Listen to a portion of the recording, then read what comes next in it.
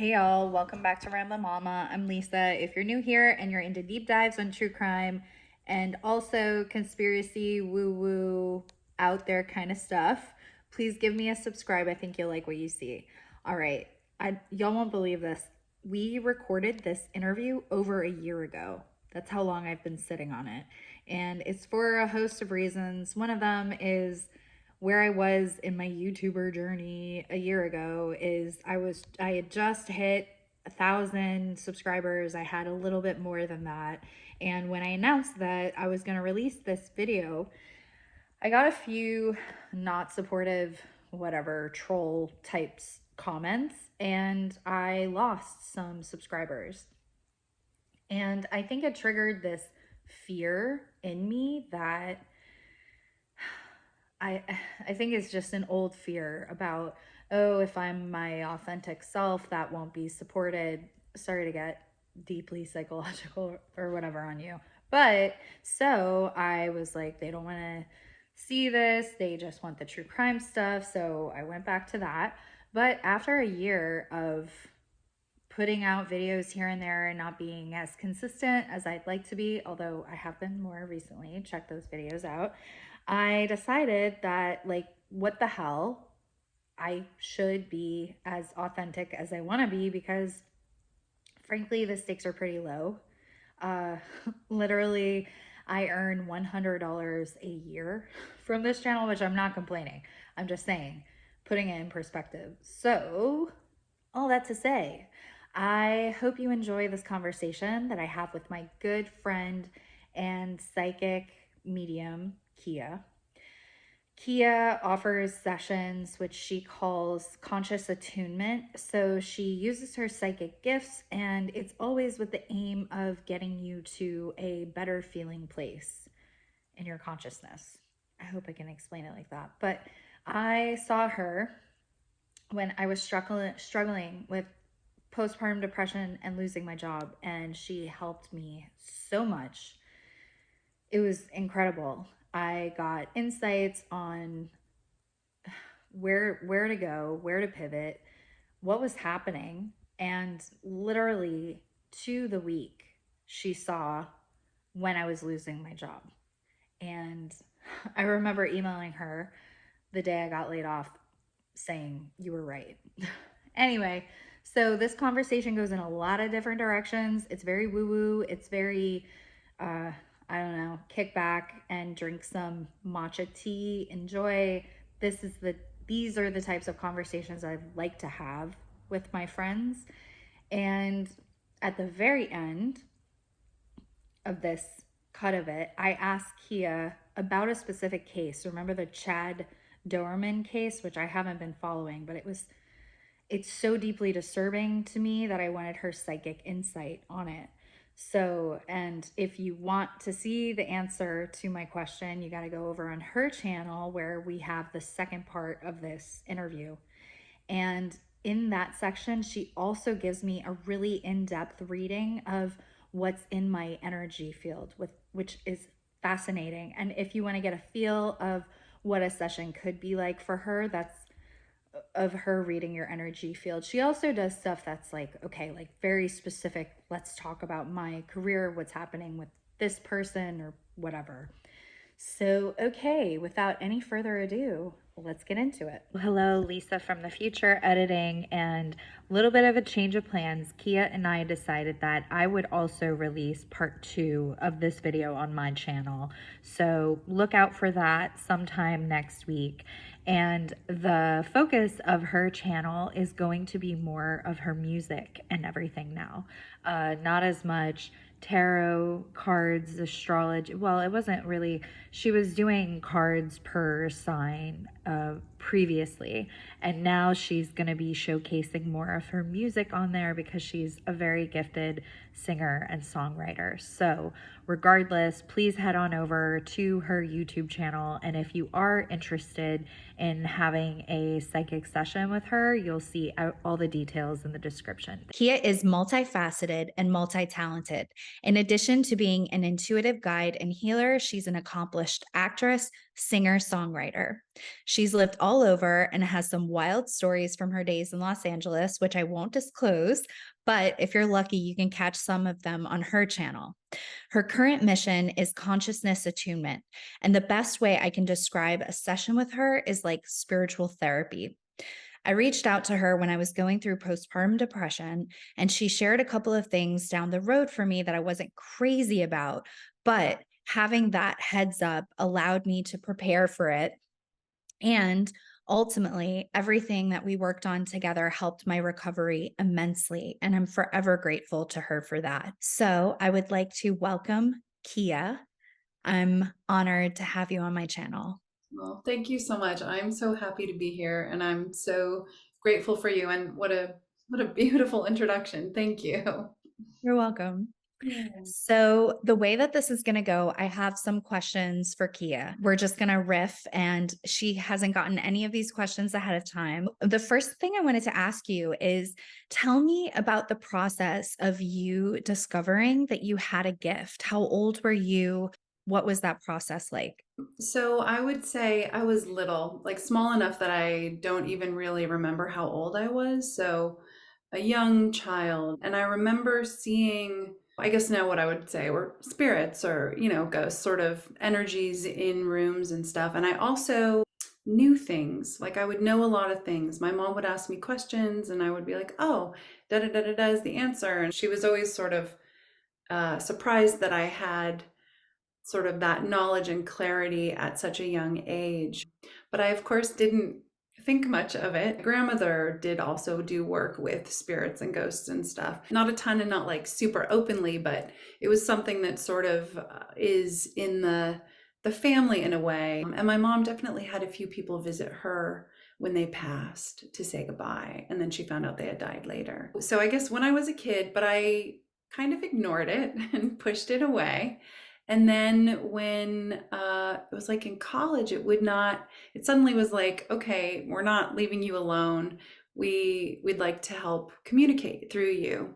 So toward the end of college, I finally, if I was sitting with friends and I would see a spirit hanging around them, I finally would be like, hey, I think that that's your aunt that's hanging around and she wants to say blah, blah, blah. So I started doing that more and then really doing it a lot and doing it for work.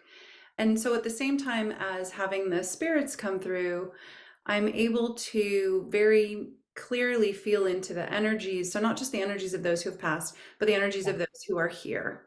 Yeah. As you, as you Yeah, know. I was gonna say, so I've had many, many sessions with Kia at this point. And when I first reached out, it was because I was just really super struggling at that moment in my life. And it was very much a turning point. There were a lot of things changing and shifting, and I felt very uneasy. And I wanted some reassurance about certain things in the future, which you definitely gave to me. But you were also very honest about certain things that were in my path that they're, not awful things, but things that certainly having a little bit of foresight helped me so much to prepare. And like I always said, make a little life raft to like escape. Yeah. um, but the thing that I was so surprised by, because I wasn't familiar with your abilities, is how uncannily good you are at feeling into people's energies. And the way that I've described it to people, it's as if I'll say the name of a person, or not even their name. I'll say this person I'm working with right now, X, Y, and Z. And Kia will describe this person like they're a mutual friend. It's so wild. They get a little bit like this, and then sometimes they're like that. And it's like with no information, no background, nothing. So, can you describe to me when you're feeling into someone's energy? Do you feel stuff? Do you see stuff? How does it manifest? So it's always usually better for me to actually not know much about the person because then Kia, my mind, and my ideas and thoughts about them are not going to intrude. I'm able to clear out all of my stuff and connect with consciousness, with source. And then it's like in that empty space that I've cleared out, the energy shows up really clearly And it's like I'll just get hits on aspects of them. Sometimes I'll see images, but usually it's a lot of feelings and descriptions. And I can, well, it's similar to when I feel into the energies of those who have passed. I can hear their thoughts, also hear what they want to say, and I can also feel their feelings while at the same time still being me, and able to communicate and interact with them. So the energies of those that are still embodied, right, in physical form, as opposed to freely floating in the quantum field in consciousness, um, because they're condensed too within they're in the physical body, I can pick up pretty clearly on what they feel like or what's going on with them. And that usually, when I pick up on what was going on with them, helps sort of explain whatever the situation is or the circumstances that someone is asking about, like the reason why. In terms of gifts, like Yeah. I forget what each of them are called, right? Like clairvoyance, clairaudience, clairsentience. It sounds like you're saying like you feel things, which makes so much sense. You being an actor and Okay. Right. right Yes. feeling and being so in touch with empathy and feeling. So that makes a lot of sense that whether that person exists and you don't know them and they're embodied, or if it's a soul who passed on, it's almost like an empathy that you have that you're able to feel their feelings, but then you hear stuff too, right? Yes. So, two things around that. One, I also just want to say we all have these abilities. We Yeah. are all able and capable of connecting in this way. Some of us, it's just a little easier, or we've had more practice. So, Yeah. I'm so grateful how they show up for me. But I also want to encourage everybody to connect with their intuition, connect with the knowing, and connect with that loving part inside of them that is part of consciousness, so they can then focus their energies and really have sort of clear guidance in that way. Because I am so grateful for what I've been given, but I also, well, as you know, one of my things is to encourage people to help themselves to learn how to connect with their intuition, get the guidance so that they are empowered. So I just wanted to throw that in there. And then yes, I can hear, see, feel, and then just know by do the writing. I can't remember. I don't remember what they're all called. The channeling through writing and Yeah, I'll hear those who have passed either speaking to me, but I can also hear their thoughts. Like I said, I can hear their thoughts, feel their feelings, and then also interact with them. And then I also get like a glimmer of an image of what they look like. And that often it varies, but a lot of times it's a combination of how they looked when they felt like their best in this life, and then also how they felt and looked when they passed.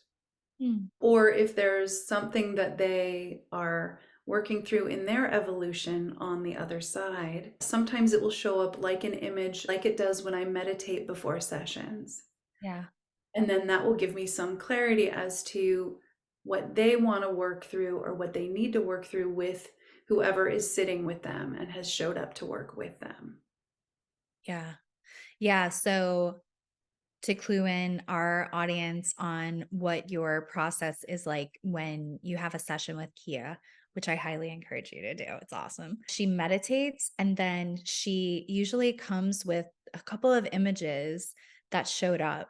And when did you start noticing that this was a process for you? Because I love it. I think it's so fascinating. I would say when I sit with people, images have always sort of shown up. And a lot of times during this session, well, a lot of times, yeah, archetypal energies that are strong in them or powerful in them or that they work with will show up. We know one of your Yeah. beautiful big archetypes, right? It's a dragon. It is Every- a beautiful, amazing dragon. yes. Yes. So a lot of times those energies will make themselves known. And it's probably within the last year that in the prep for the sessions, I'll literally just get the images and then a little bit of a feeling around what they might relate to. And if they are the person who I'm working with, or if they are an energy that they're dealing with, or something to work through. So I'll usually get the image, a feeling around it, and then how it relates to who I'm working with. And then that usually does give us a place to start with the work with the session if they aren't coming in with very specific questions or very specific people that they'd like to communicate with who have passed. Yeah.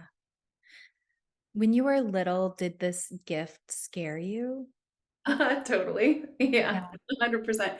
And even, as I was older, and mostly, well, okay, really little, right? As children, we're still so innocent and connected with all of consciousness. So seeing these things, it's just part of the world. And then as we sort of grow and learn, oh, these things are supposed to be this way and supposed to be that way, and rules and ideas and stuff sort of remove a lot of the magic that is reality away from what we believe to be truth and reality. Things then start to shift. So I definitely was a little bit scared of it, but mostly, and this is something that I am still really, completely working through, is when I would share when I was younger, I always felt like such a weirdo.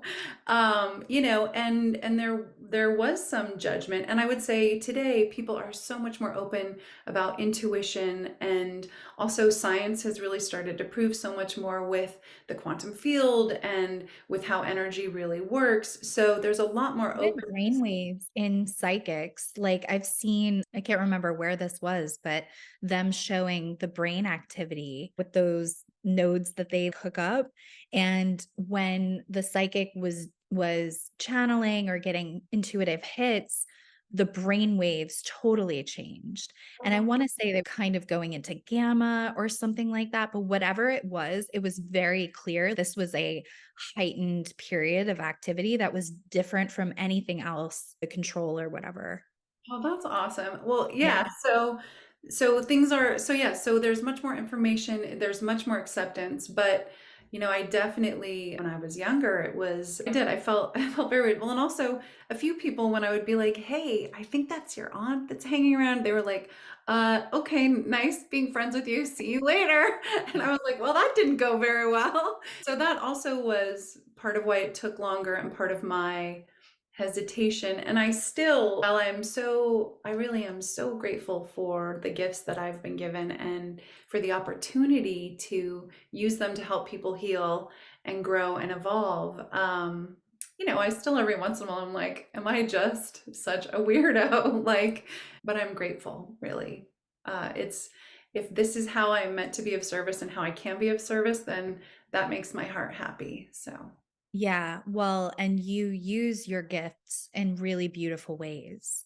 I think it speaks to your mission in this life that, it's not just party trick, right?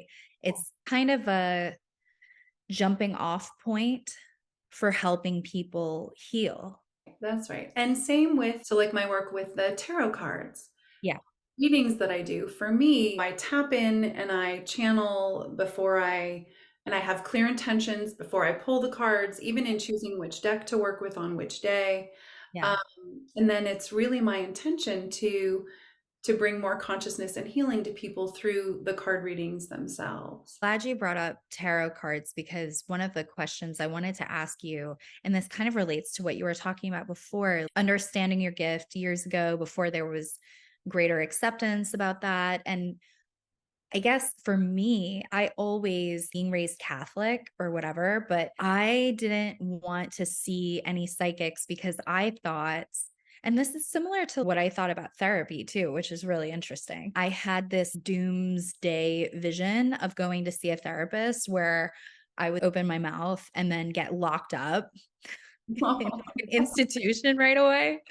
And I lay on the couch. Okay, this is what I'm feeling right now. And then All of a sudden you're in a straitjacket in like a padded room. yeah. Oh no. Yeah. And I know a lot of people have that kind of phobia or whatever about losing their minds. And for me, it was more of a fear of authority and a fear of authority over my mental health. And I think I had a similar paradigm around psychics and our guru when I, shortly before my 21st birthday, when I was studying abroad in India.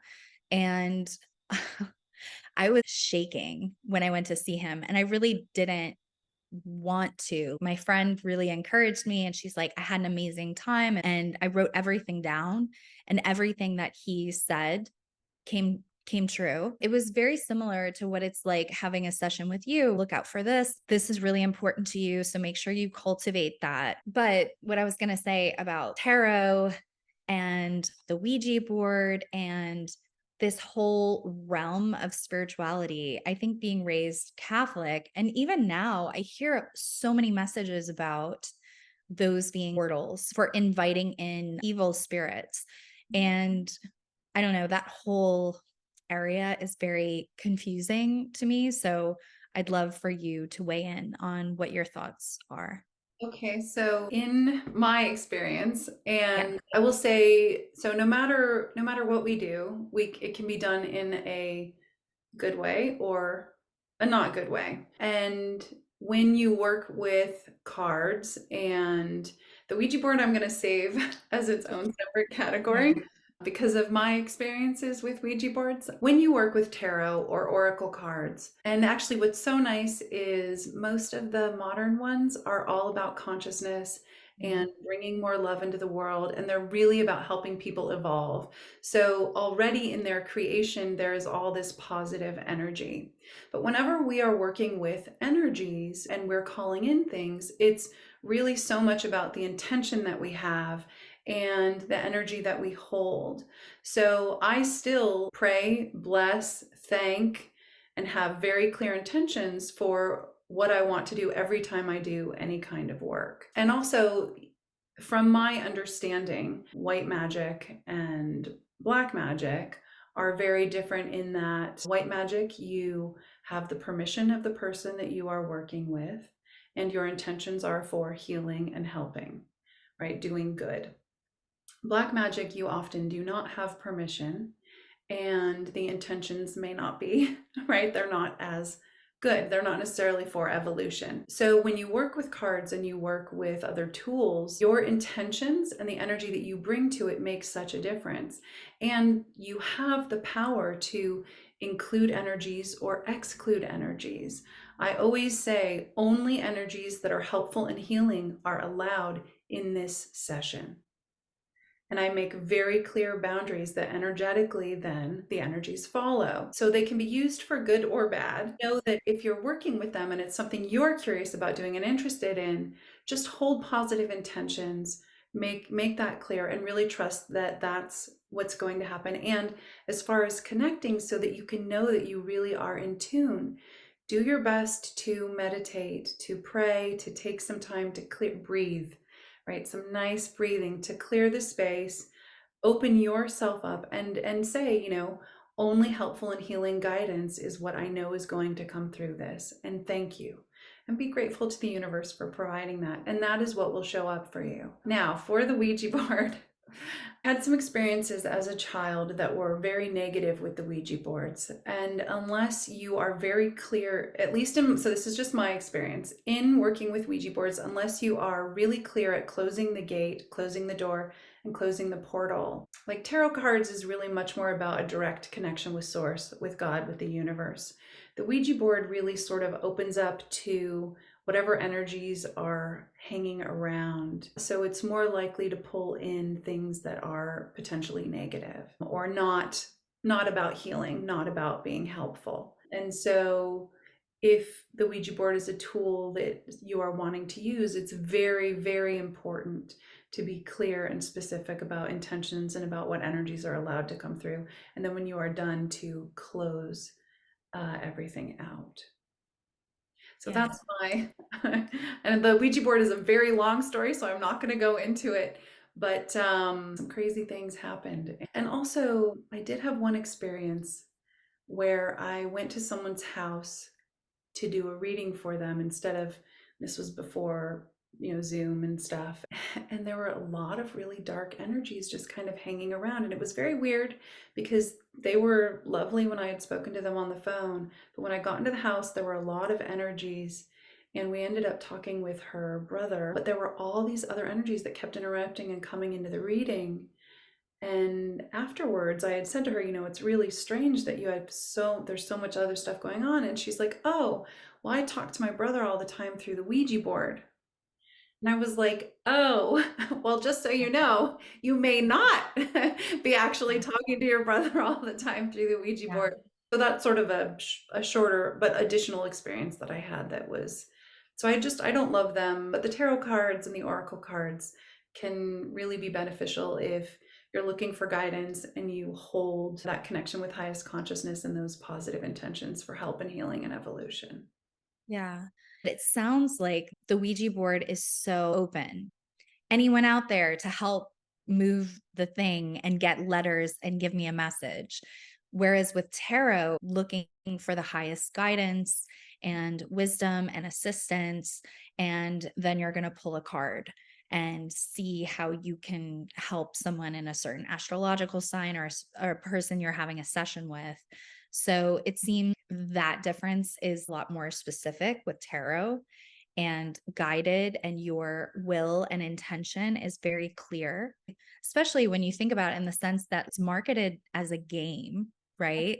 So it's play with this, right? And it's not like, okay, when you play with this, make sure you're putting out for the highest good for everyone's healing Right. and evolution and only the best intentions. I'm sure Fisher Love, Price or love, love, whatever, love. Yeah, I yeah, don't think doesn't have like this a has those manual for instructions there. Yeah. yeah, yeah.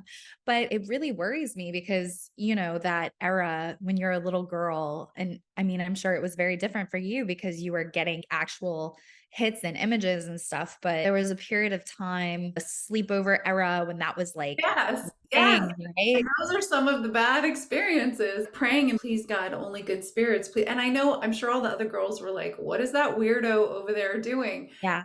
But I could feel the energies that were starting to come through. And I just was like, please God, protect us.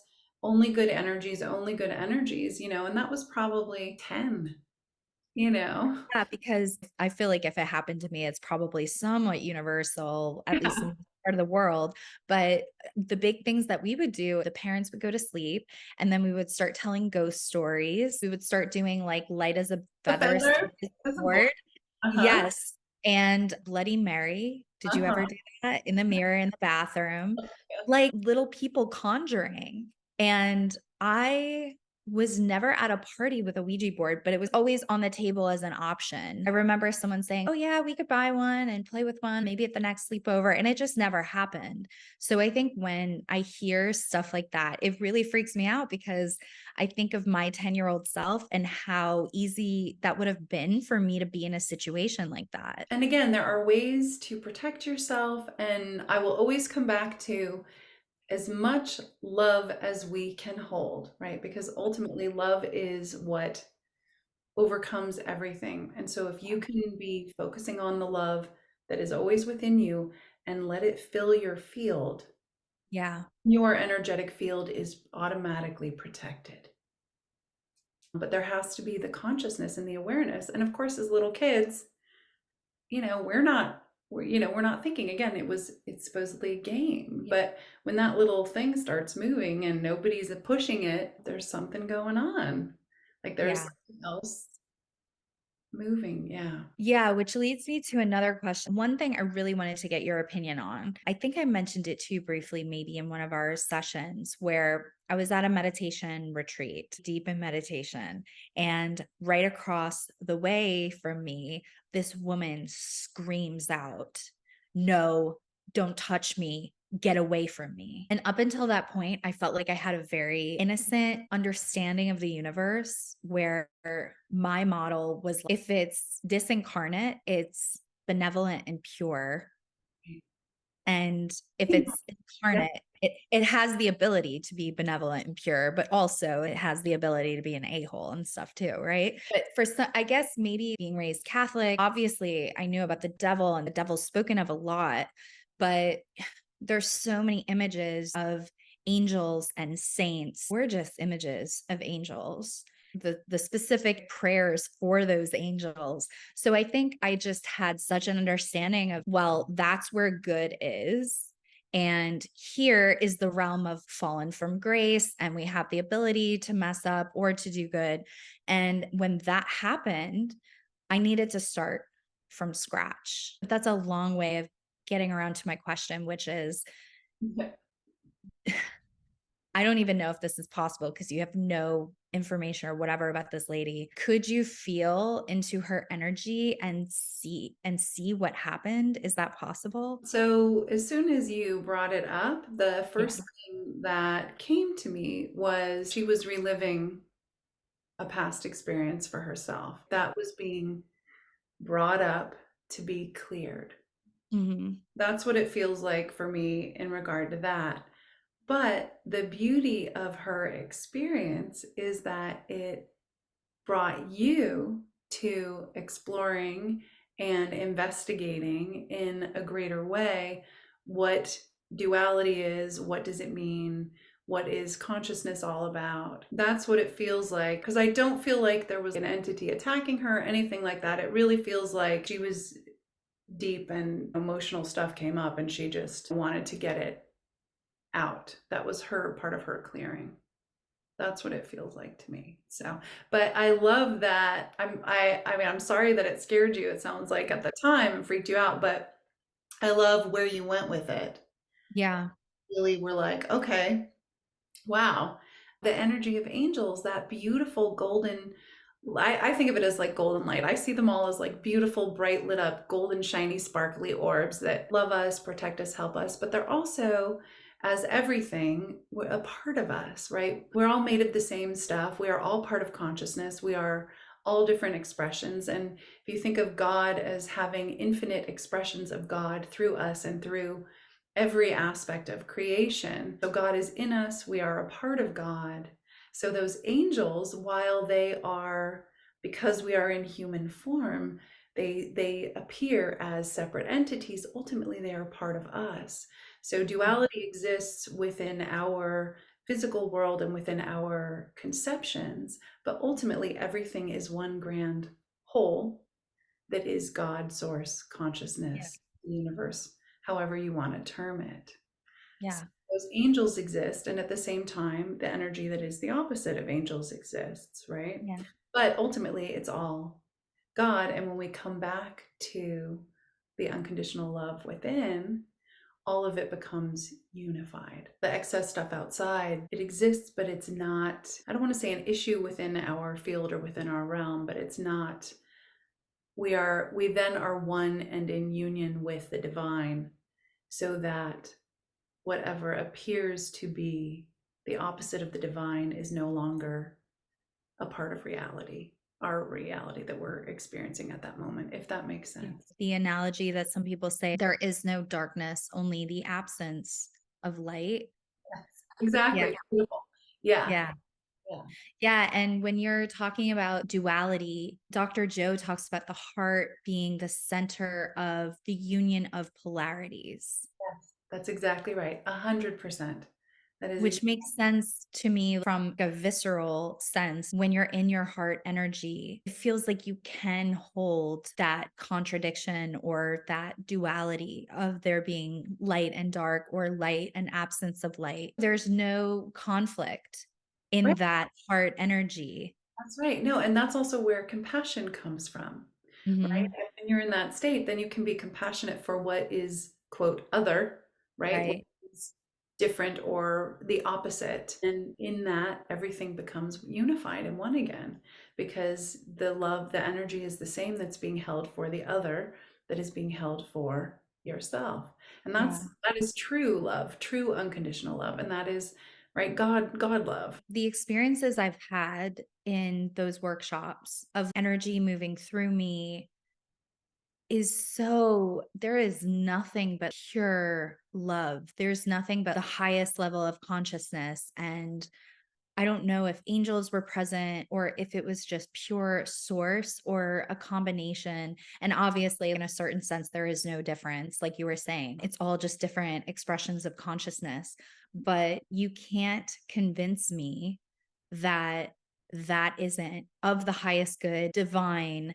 And yet, certain theologies would have you believe if it doesn't come in a certain place via a certain authority, then you can be tricked thinking that you're experiencing source and God and love, but it's the devil in sheep's clothing. So, what I would say to that is if you look at the true foundations of all the religions, they all say exactly what you just said about God being love and connected with all of consciousness, and God being in and a part of all of us, and us being unified. But then, if we look at the interpretations that over the years humanity, mankind, has given to these truths that we were shared with and given, that's where these interpretations come from that divert from the original intention of the teachings of the information that was passed along originally. And that's hard, and it's unfortunate because it prevents a lot of people, most likely, I don't know for sure, but from connecting in a very empowered personal way with the God that is within them. The structures and institutions often provide a barrier. Now, they also at times can provide a beautiful opening. So it depends on the experience, but I would say how important to have the awareness when you're interacting with anything, with anyone. Do your research. What feels right and true to you ultimately, not what's in your mind that you've been told. Same with if people are watching this. All right, how do I feel about what they just said? Does that strike true to me? Does that hit some of my beliefs? Where did my beliefs come from? What have I been taught? How does everything really feel intuitively and in my heart? If it doesn't resonate, that's totally fine. Exactly, To then that's not your truth. It may not be Yeah. part of your current path and journey, and it's all good. We're all here to have these different experiences, and how beautiful that there is this infinite unfolding of experiences that we all get to play in this world and interact with as human beings. It's pretty Yeah. amazing. Yeah, I think it's upsetting to me that fear potentially disseminated by these different beliefs, sometimes bastardizations of teachings, or not even malicious bastardizations, but like that thing I sent you the other day. Well, here's the Lord's Prayer gone from Aramaic to English directly, instead of Aramaic to this, to this, to this, to this, Latin to, and now it's in English, playing telephone. So it's disturbing to me to think that there could be this blanket application of fear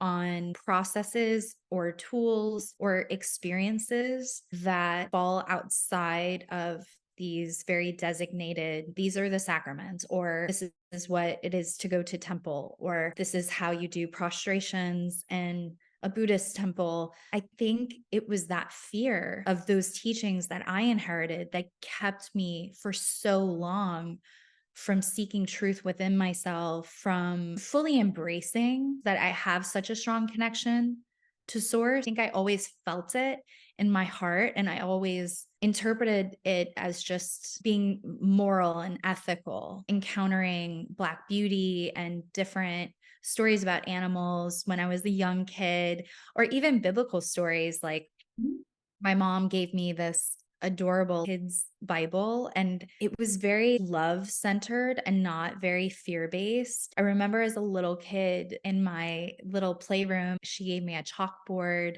and I would line up my little dolls and teach them about, you know, yeah.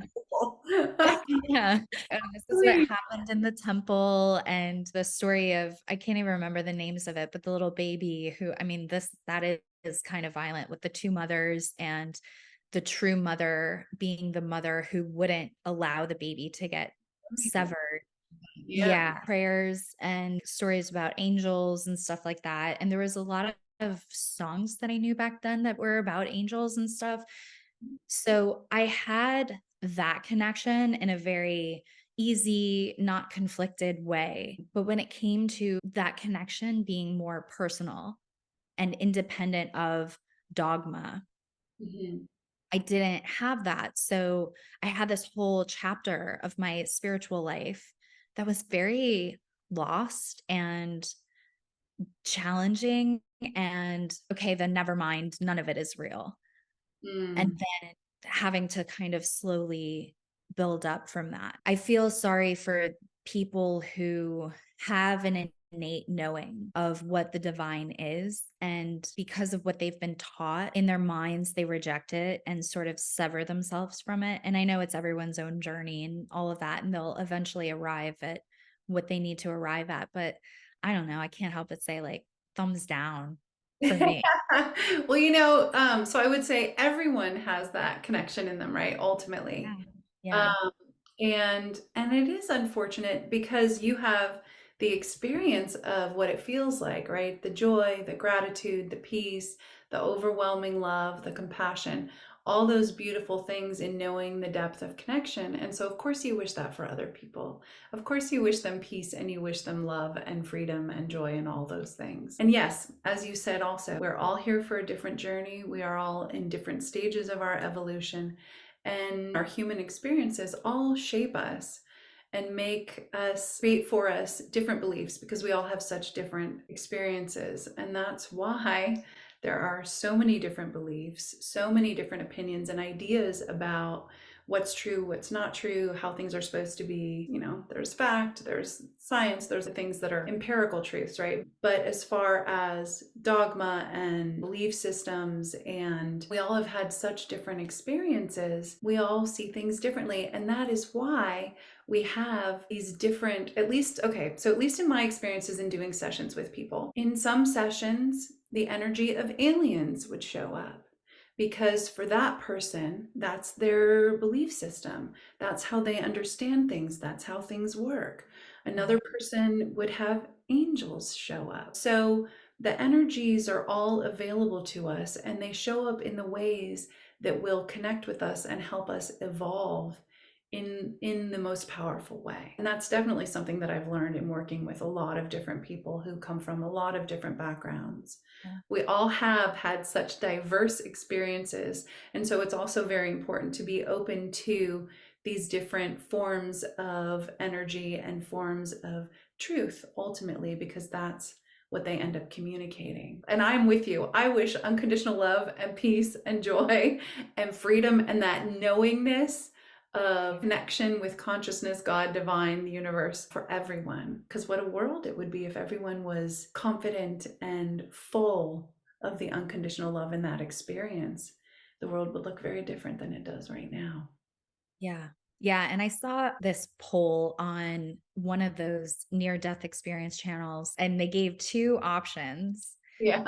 A, because of a soul contract, or B, because of God. What is your take on this idea that some souls form contracts with each other and it's like, okay, I'm going to be the abuser, and almost like the world is a stage, Right. and Right. versus free will, and on and on. I would say, as far as the poll goes, right, God and the soul contract are ultimately the same thing because Yeah.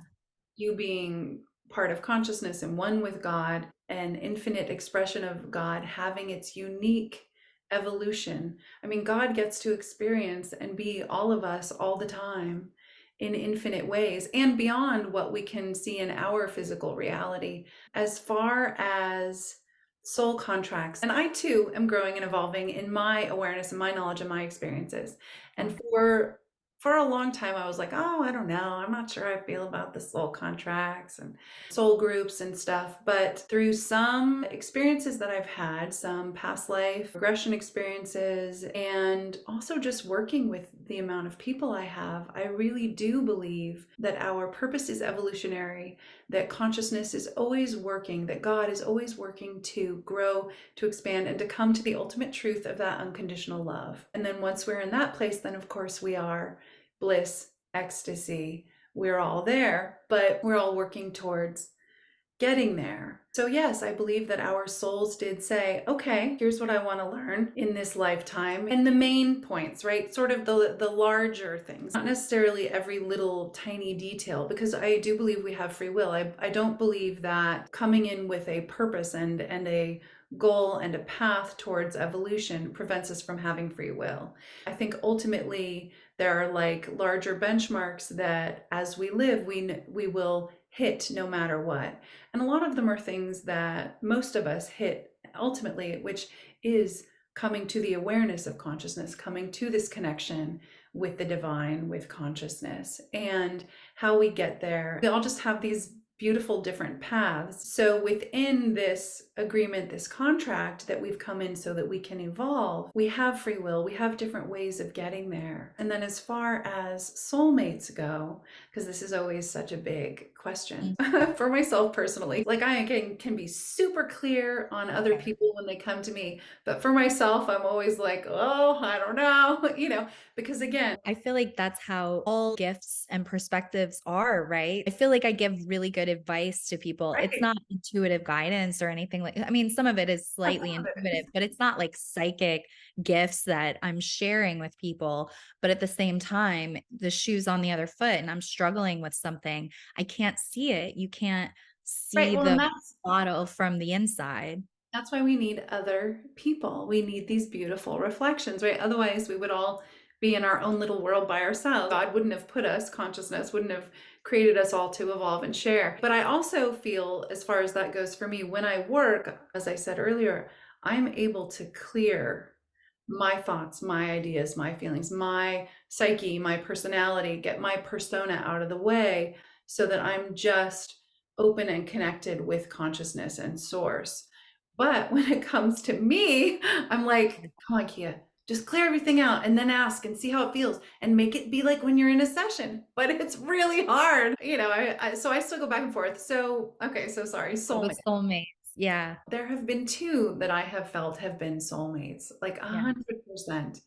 And now, as far as soul groups go, I know they're both part of my soul group. I guess being a soulmate is different from whether the relationship is meant, right? Whether the contract that was made before you came in was for you to actually have a romantic partnership that lasts the lifetime or not. So I would say yes, we have soul groups, we have soul contracts, we're here to evolve. There are energies that are that we are evolving with, right? That we share journeys and lifetimes with, all on the same path. How do you know? Recently, I've been getting really in my head about soul groups because the experience of having a daughter, she's so connected to my husband. And, they're both the same astrological sign. Her due date originally was just a stone's throw from his birthday. The resemblance she has to him, it feels like I should do a maternity test. She shows aspects of me, but she's so clearly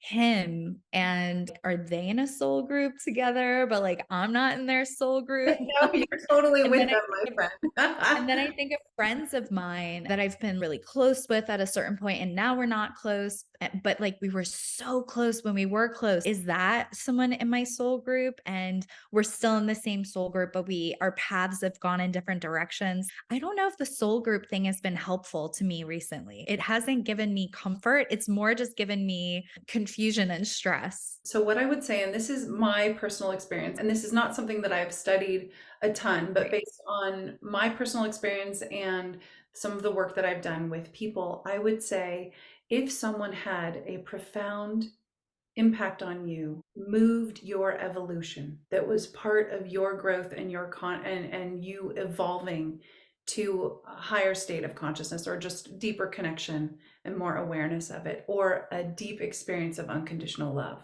then they are most likely, and these are profound impacts, right? Then they are most likely a part of your soul group. And they're also just beautiful meetings of souls. And that Yeah. doesn't necessarily have to be part of a soul group.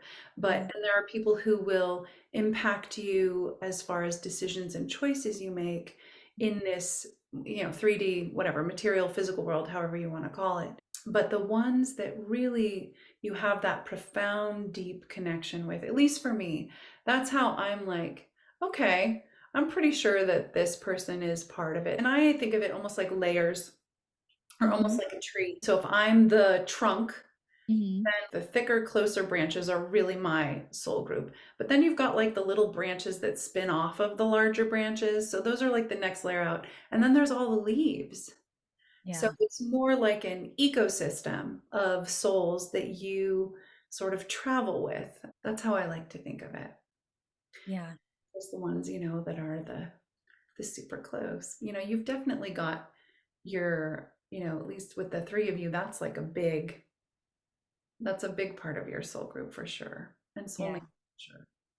And you know it. So, Feel it in the love, right? The strength of the love, the power of the love. And oh the yeah, I read that book, Conversations with God. oh, Yeah. And when I first read it, I was like, it didn't, it was so kind of far out from my any paradigm that I was familiar with that I just kind of instantly rejected it. And then the pandemic happened. I think for everyone, a lot of spiritual intensity that happened, and certainly a lot of isolation and more time to go within.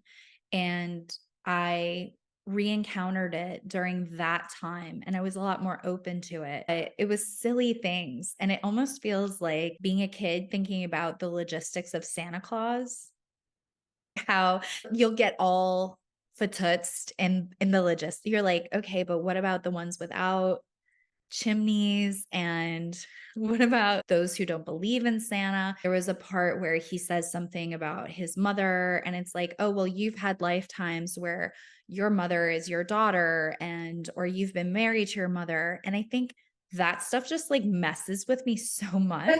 Now that I have a daughter, and I'm like, were they married at some point? Was he my child at some point? And for me personally, I'm not a fan. And this is probably why slate is wiped clean. that's right. All that Because doesn't interrupt with yeah, the growth. Yeah. yeah, because in this life, I can only think of my daughter as my daughter. I can't think of her like there was a time when I was her daughter, or I do have some friends who are like, okay, this one's my daughter, but man, was she my mom in the last life. I feel very much like the mom. There's still some of those energies at play in some way, right? Some Yeah. of that dynamic. Yeah. Yeah. So do you think as far as soulmates go that you have a couple of them and sometimes you make soul contracts and you're like, "Oh, we're going to hook up in this life," or how do you think of that?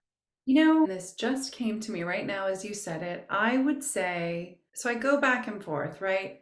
But what just came to me is soulmates are members of your soul group that you have made an agreement with in this lifetime to have that kind of a partnership relationship with.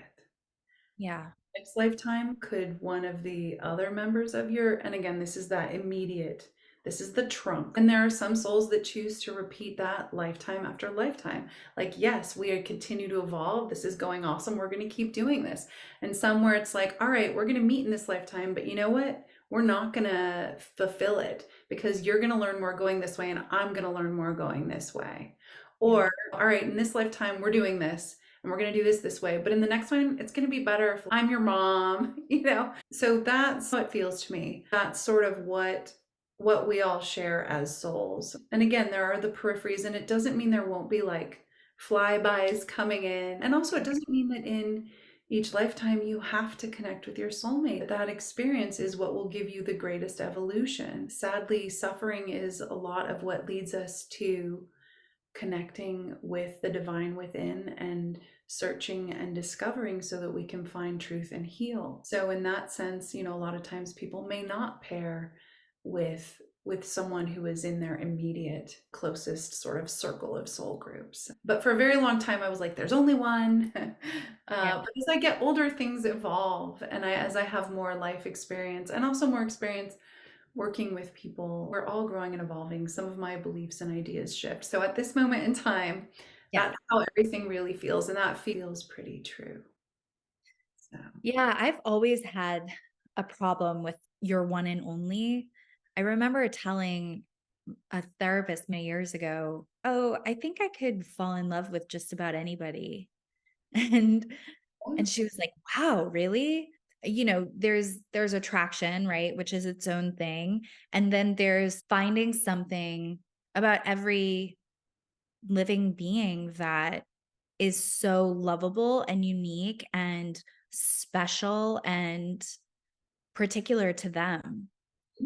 Yes, and also as you're interacting in relationships, when they get difficult, when Mm, something annoys you, when somebody has a bad day, holding the unconditional love within that relationship so you can say, okay, I have compassion for this person. Now, mind you, I'm not talking about abuse and those kinds of things.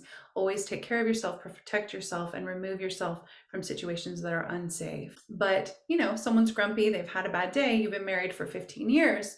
It's not you're grumpy, I want a divorce. It's like, okay, I love this person. I know them. I understand the experience that they just had.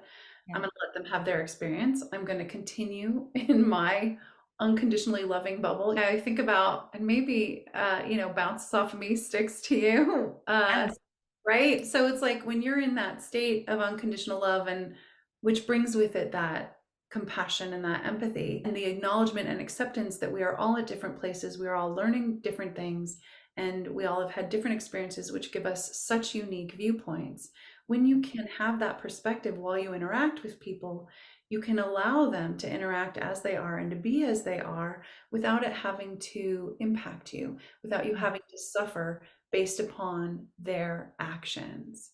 Yeah. Um, so it's not the easiest thing to do in the moment, especially if someone's being grumpy, but it doesn't have to have meaning about you. It doesn't have to be personal, right? This is all the events of, whatever, the whole past and then that day have brought them to this moment where they're being grumpy. And Yeah.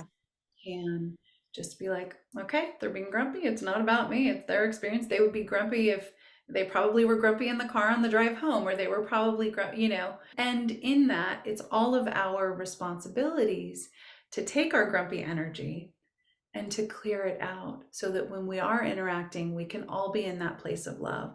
So as soon as we have the awareness, like, oh, I'm feeling grumpy right now. Okay, breathe, I don't know, dance it out, punch it out, exercise it out, whatever it is, get it out. Breathing to me is such an easy way because it's something we are already doing. And if you bring the awareness to it, energies really can be cleared. And then if you've dealt with your own stuff, it doesn't have to be part of other people's experiences. I I don't love know if that. I answered your question. No, you totally did. And I love it because it makes me think of, you said it's not the easiest thing to do, but Esther Hicks, Abraham says you want to be right so badly. You'd rather be right than happy. Yes, 100%. And that's all ego and psyche. It's not our Yeah. true spirit, right? The true soul that is in the body. It's the human aspect of ourselves that have had all these experiences that have brought us to this point where we feel, I have to be right, or I have to be okay, and I can only be okay by things being this way. That's the part of us that tries to control, Yeah. the outside world as And opposed. also suffers in Yes, and doing. that's it, right, exactly. And that's where the suffering comes from, the pain comes from. Whereas if we can come back and be like, okay, wait, hold on. I'm totally a soul Yeah. in this human body, having Yeah. this human experience. So I can observe myself, have the awareness, and then let go of what's going on, Yeah. connect with that unconditional love within, and then everything that was causing the suffering, that was, whatever needed to be controlled or need to be right, it disappears. It's coming back to what we were talking about earlier, that state of unconditional love where you are in Yeah. the ecstasy and the bliss, and then nothing matters. The when you had said that the duality, it just disappears because you're in Yeah. that state. And if we could light up that unconditional love in everybody, the world would transform so much. That's my big dream. If we can have everybody connecting with the unconditional love within and living from that place, this is paradise. Like it already is paradise, but we Yeah. would recognize it as paradise. Suffering would disappear and conflict would completely disappear. And that is like a huge oh universe. Like we're on the path though. That's Yeah. where we are all evolving towards. That is the ultimate goal. That is Yeah. what everyone is working toward. Yeah. I have had moments of that recently, particularly at the end of the day when my daughter and I are watching a movie. She's like curled up on me, and it boggles my mind that she has the attention span to watch these movies. And I'm so grateful because we're not watching Coco Melon, we're watching Moana, Encanto. Those are some of my peak moments with her. I've had the thought in those moments that across all timelines, in every different dimension, in every different manifestation, there's nowhere I'd rather be than right here. How grateful that I feel that I can have that experience in 3D, that I don't have to transition, crossover, die to Yes. have this experience. And it really does feel like heaven on earth. Yes, Yeah. exactly. Yeah, Yeah. but that's 100% true. And that is that true unconditional love. That is true Yeah. love. That is God fully expressed through you and in you.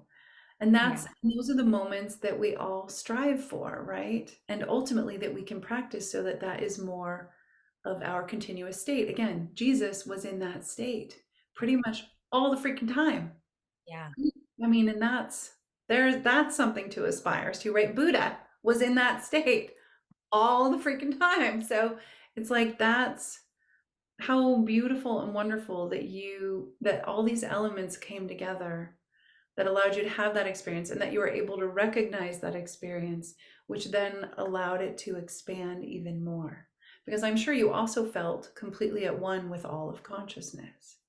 There was not only the personal love, union, and joy, but it became universal as well. Yeah. Like a moment kind of suspended in time, Yes. wanting for nothing more and feeling like the richest person in the galaxy, you Yeah. know? Yes. Yeah. 100%. That is exactly right. And this is Yeah. what we live for. And I would say when souls have passed over, that Uh-huh. state that they are pretty much in. I mean, there's sometimes a little bit of work that gets done beforehand, but they are in that state of ecstasy and expansion because that's God, right? Yeah. That's consciousness. That is the physical sensation and feeling of what the truth of consciousness and the quantum field is, if that makes sense. Yeah. Yeah, that definitely makes sense. Beautiful. I love, and may there be many, many, many more of these moments for you guys. I know Yeah. as you guys continue to share this experience, and children are the best teachers across. Yeah. That thing I was telling you about our town where, you know, does anyone realize while they're still alive the gift that they have? And in a weird way, it feels like my postpartum depression gave me the gift of seeing through the lens of I might not have been here to experience this moment. Sometimes how scar tissue is spicy with your nerves, the way Yeah, it feels, yeah, and it gives you like heightened sensitivity, or wounds can give you heightened sensitivity. That's how it feels. It feels like this raw wound helps me not take these moments of completion and satisfaction and love for granted. how wonderful. Yeah. So I think if there was a lesson, or I'm sure there was many lessons to be gained in going through that experience, but certainly that's one of Yeah, them. yeah. Well, and I mean, you've evolved so much as you've moved through it, and you also have shared so much, and in your way, helping others as well, right? Spreading the gifts. Yeah.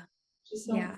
we're all here to do, it may not be what we are fully conscious is like, oh, this is what, We all touch others and we have no idea how much we do or the ways Yeah. in which we do it. A simple smile, an opening of a door, Yep. a kindness, they have huge, huge repercussions. And you taking your experience and really exploring and investigating it and sharing that, I'm sure has probably helped a lot of people. I hope so. Yeah. And I hope it, my goal is for it to shine a light where there isn't, Yes. and to provide a I mean, my greater mission always feels like it's to help alleviate loneliness and shame. Especially, I love telling stories that help people feel less Yeah. alone in this life, you Yeah. know? And so for that in particular, because it is such a taboo, it's talked about more and more now for Better. Yeah. sure. Yeah. Yeah. Yeah, and my heart goes out to women in the past who had to deal with this in secrecy and silence, and how awful that must have been for them. Next question I was going to ask you is somewhat related to that, I guess. There's this case that is deeply disturbing. I won't get into the gruesome details of it, but I'm trying to understand how this happened with this individual. So it's a father who executed his 3 young sons. And his wife was in the picture unharmed. And it seems like that was intentional for their sons to have this done to them and then for her to still be alive. And her daughter, his stepdaughter, also was unharmed. So I guess my question is how it's possible for that to happen. Of course, there's mental illness and whatever things that you can't explain for in a practical, rational sense. But I can't help but feel if there are, let's call them evil spirits or entities that feed off of a certain vibration or something in someone, like a certain fixation, do you think it's possible for them to influence people sometimes? Or I don't know, any other like thoughts or hits that you could get about this?